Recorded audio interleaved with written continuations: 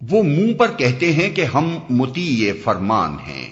مگر جب تمہارے پاس سے نکلتے ہیں تو ان میں سے ایک گروہ راتوں کو جمع ہو کر تمہاری باتوں کے خلاف مشورے کرتا ہے۔ اللہ ان کی یہ ساری سرگوشیاں لکھ رہا ہے۔ تم ان کی پرواہ نہ کرو اور اللہ پر بھروسہ رکھو، وہی بھروسے کے لیے کافی ہے۔ کیا یہ لوگ قرآن پر غور نہیں کرتے؟ اگر یہ اللہ کے سوا کسی اور کی طرف سے ہوتا تو اس میں بہت کچھ اختلاف بیانی پائی جاتی۔ منافق اور ضعیف الایمان لوگوں کی جس روش پر اوپر کی آیتوں میں تنبیہ کی گئی ہے، اس کی بڑی اور اصلی وجہ یہ تھی کہ انہیں قرآن کے من جانب اللہ ہونے میں شک تھا۔ انہیں یقین نہ آتا تھا کہ رسول پر واقعی وحی اترتی ہے، اور یہ جو کچھ ہدایات آ رہی ہیں براہ راست خدا ہی کے پاس سے آ رہی ہیں۔ اسی لیے ان کی منافقانہ روش پر ملامت کرنے کے بعد اب فرمایا جا رہا ہے کہ یہ لوگ قرآن پر غور ہی نہیں کرتے، ورنہ یہ کلام تو خود شہادت دے رہا ہے کہ یہ خدا کے سوا کسی دوسرے کا کلام ہو نہیں سکتا۔ کوئی انسان اس بات پر قادر نہیں ہے کہ سال ہا سال تک وہ مختلف حالات میں، مختلف مواقع پر، مختلف مضامین پر تقریریں کرتا رہے اور اول سے آخر تک اس کی ساری تقریریں ایسا ہموار یک رنگ متناسب مجموعہ بن جائیں جس کا کوئی جز دوسرے جز سے متصادم نہ ہو، جس میں تبدیلی رائے کا کہیں نشان تک نہ ملے، جس میں متکلم کے نفس کی مختلف کیفیات اپنے مختلف رنگ نہ دکھائیں، اور جس پر کبھی نظر ثانی تک کی ضرورت نہ پیش آئے۔ یہ لوگ جہاں کوئی اطمینان بخش یا خوفناک خبر سن پاتے ہیں اسے لے کر پھیلا دیتے ہیں، حالانکہ اگر یہ اسے رسول اور اپنی جماعت کے ذمہ دار اصحاب تک پہنچائیں تو وہ ایسے لوگوں کے علم میں آ جائے جو ان کے درمیان اس بات کی صلاحیت رکھتے ہیں کہ اس سے صحیح نتیجہ اخذ کر سکیں۔ تم لوگوں پر اللہ کی مہربانی اور رحمت نہ ہوتی تو تمہاری کمزوریاں ایسی تھیں کہ معدود چند کے سوا تم سب شیطان کے پیچھے لگ گئے ہوتے کہ اس سے صحیح نتیجہ اخذ کر سکیں۔ وہ چونکہ ہنگامے کا موقع تھا اس لیے ہر طرف افواہیں اڑ رہی تھیں، کبھی خطرے کی بے بنیاد مبالغہ آمیز اطلاعیں آتی اور ان سے یکایک مدینہ اور اس کے اطراف میں پریشانی پھیل جاتی، کبھی کوئی چالاک دشمن کسی واقعی خطرے کو چھپانے کے لیے اطمینان بخش خبریں بھیج دیتا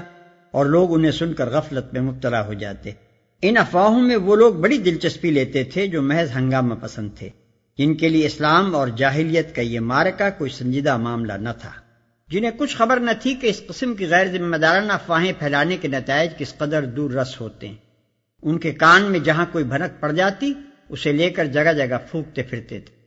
انہی لوگوں کو اس آیت میں سرزنش کی گئی ہے اور انہیں سختی کے ساتھ متنبہ فرمایا گیا ہے کہ افواہیں پھیلانے سے باز رہیں اور ہر خبر جو ان کو پہنچے اسے ذمہ دار لوگوں تک پہنچا کر خاموش ہو جائیں۔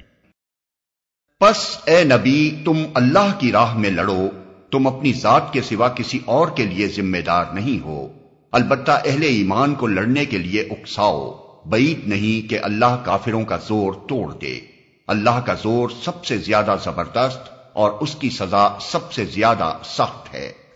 جو بھلائی کی سفارش کرے گا وہ اس میں سے حصہ پائے گا، اور جو برائی کی سفارش کرے گا وہ اس میں سے حصہ پائے گا، اور اللہ ہر چیز پر نظر رکھنے والا ہے۔ جو برائی کی سفارش کرے گا وہ اس میں سے حصہ پائے گا، یعنی یہ اپنی اپنی پسند اور اپنا اپنا نصیب ہے کہ کوئی خدا کی راہ میں کوشش کرنے اور حق کو سربلند کرنے کے لیے لوگوں کو ابھارے اور اس کا اجر پائے،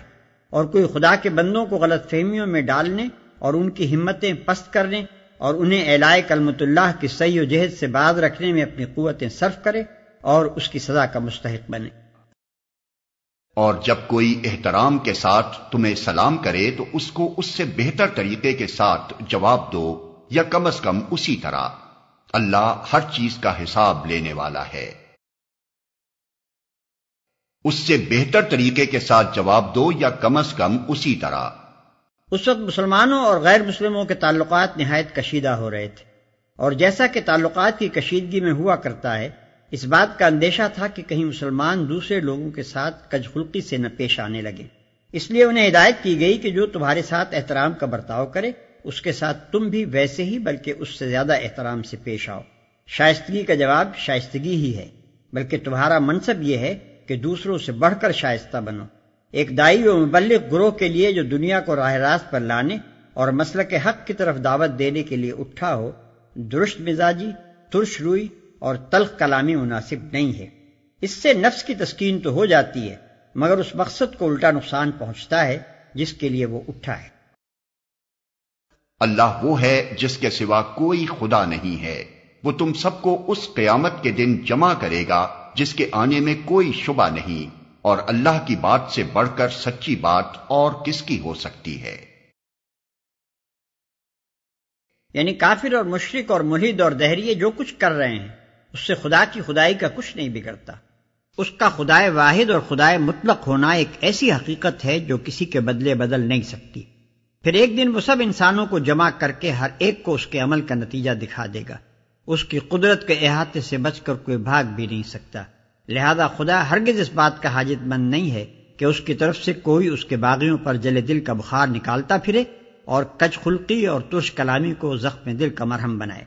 یہ تو اس آیت کا تعلق اوپر کی آیت سے ہے، لیکن یہی آیت اس پورے سلسلہ کلام کا خاتمہ بھی ہے جو پچھلے 2-3 رکوعوں سے چلا آ رہا ہے۔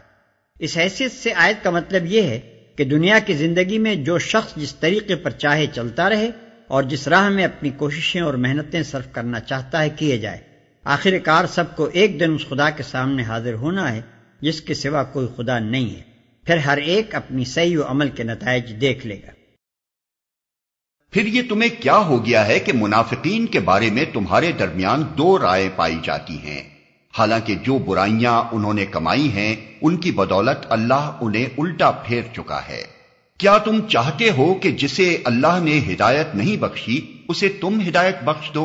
حالانکہ جس کو اللہ نے راستے سے ہٹا دیا اس کے لیے تم کوئی راستہ نہیں پا سکتے۔ تمہارے درمیان 2 رائے پائی جاتی ہیں۔ یہاں ان منافق مسلمانوں کے مسئلے سے بحث کی گئی ہے جو مکہ میں اور عرب کے دوسرے حصوں میں اسلام تو قبول کر چکے تھے، مگر ہجرت کر کے دارالاسلام کی طرف منتقل ہونے کے بجائے بدستور اپنی کافر قوم ہی کے ساتھ رہتے بستے تھے، اور کم و بیش ان تمام کارروائیوں میں عملاً حصہ لیتے تھے جو ان کی قوم اسلام اور مسلمانوں کے خلاف کرتی تھی۔ مسلمانوں کے لیے یہ مسئلہ سخت پیچیدہ تھا کہ ان کے ساتھ آخر کیا معاملہ کیا جائے۔ بعض لوگ کہتے تھے کہ کچھ بھی ہو، آخر یہ ہیں تو مسلمان ہی، کلمہ پڑھتے ہیں، نماز ادا کرتے ہیں، روزے رکھتے ہیں، قرآن کی تلاوت کرتے ہیں، ان کے ساتھ کفار کا سا معاملہ کیسے کیا جا سکتا ہے؟ اللہ تعالیٰ نے اس رکوع میں اسی اختلاف کا فیصلہ فرمایا ہے۔ اس موقع پر ایک بات کو واضح طور پر سمجھ لینا ضروری ہے، ورنہ اندیشہ ہے کہ نہ صرف اس مقام کو بلکہ قرآن مجید کے ان تمام مقامات کو سمجھنے میں آدمی ٹھوکر کھائے گا جہاں ہجرت نہ کرنے والے مسلمانوں کو منافقین میں شمار کیا گیا ہے۔ حقیقت یہ ہے کہ جب نبی صلی اللہ علیہ وسلم نے مدینہ طیبہ کی طرف ہجرت فرمائی اور ایک چھوٹا سا خطہ عرب کی سرزمین میں ایسا بہم پہنچ گیا جہاں ایک مومن کے لیے اپنے دین و ایمان کے تقاضوں کو پورا کرنا ممکن تھا، تو عام حکم دے دیا گیا کہ جہاں جہاں جس جس علاقے اور جس جس قبیلے میں اہل ایمان کفار سے دبے ہوئے ہیں اور اسلامی زندگی بسر کرنے کی آزادی نہیں رکھتے، وہاں سے وہ ہجرت کریں اور مدینے کے دارالاسلام میں آ جائیں۔ اس وقت جو لوگ ہجرت کی قدرت رکھتے تھے اور پھر صرف اس لیے اٹھ کر نہ آئے کہ انہیں اپنے گھر بار، اعزاء و اقربا اور اپنے مفادات اسلام کے بنسبت عزیز تر تھے، وہ سب منافق قرار دیے گئے، اور جو لوگ حقیقت میں بالکل مجبور تھے ان کو مستضعفین میں شمار کیا گیا، جیسا کہ آگے رکوع 14 میں آ رہا ہے۔ اب یہ ظاہر ہے کہ دارالکفر کے رہنے والے کسی مسلمان کو محض ہجرت نہ کرنے پر منافق صرف اس صورت میں کہا جا سکتا ہے جبکہ دارالاسلام کی طرف سے ایسے تمام مسلمانوں کو یا تو دعوت عام ہو یا کم از کم اس نے ان کے لیے اپنے دروازے کھلے رکھے ہوں۔ اس صورت میں بلا شبہ وہ سب مسلمان منافق قرار پائیں گے جو دارالکفر کو دارالاسلام بنانے کی کوئی سعی بھی نہ کر رہے ہوں اور استطاعت کے باوجود ہجرت بھی نہ کریں۔ لیکن اگر دارالاسلام کی طرف سے نہ تو دعوت ہی ہو اور نہ اس نے اپنے دروازے ہی مہاجرین کے لیے کھلے رکھے ہوں، تو اس صورت میں صرف ہجرت نہ کرنا کسی شخص کو منافق نہ بنا دے گا، بلکہ وہ منافق صرف اس وقت کہلائے گا جب فی الواقع کوئی منافقانہ کام کرے۔ ان کی بدولت اللہ انہیں الٹا پھیر چکا ہے، یعنی جس دورنگی اور مصلحت پرستی اور ترجیحی دنیا برآخرت کا اکتساب انہوں نے کیا ہے، اس کی بدولت اللہ نے انہیں اسی طرف پھیر دیا ہے جس طرف سے یہ آئے تھے۔ انہوں نے کفر سے نکل کر اسلام کی طرف پیش قدمی کی تو ضرور تھی،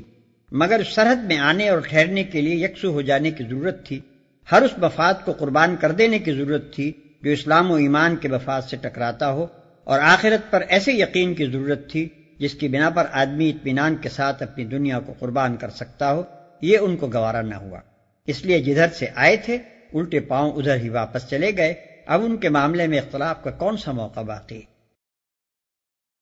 وہ تو یہ چاہتے ہیں کہ جس طرح وہ خود کافر ہیں اسی طرح تم بھی کافر ہو جاؤ، تاکہ تم اور وہ سب یکساں ہو جائیں۔ لہذا ان میں سے کسی کو اپنا دوست نہ بناؤ جب تک کہ وہ اللہ کی راہ میں ہجرت کر کے نہ آ جائیں، اور اگر وہ ہجرت سے باز رہیں تو جہاں پاؤ انہیں پکڑو اور قتل کرو، اور ان میں سے کسی کو اپنا دوست اور مددگار نہ بناؤ۔ اور اگر وہ ہجرت سے باز رہیں تو جہاں پاؤ انہیں پکڑو اور قتل کرو۔